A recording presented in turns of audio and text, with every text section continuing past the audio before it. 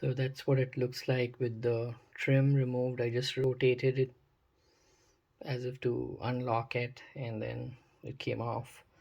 And that's what the back looks like. It looks very similar, almost exactly the same as the original. And the connector seems to be the same.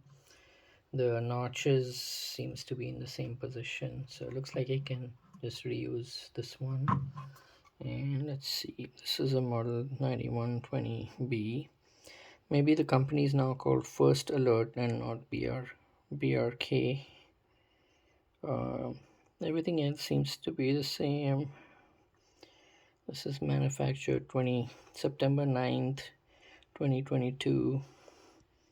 So that's good. I'm going to try to connect this up. I'll first connect the electrical connectors and then remove this tab for the battery, because if I remove the tab for the battery first, it's going to start beeping.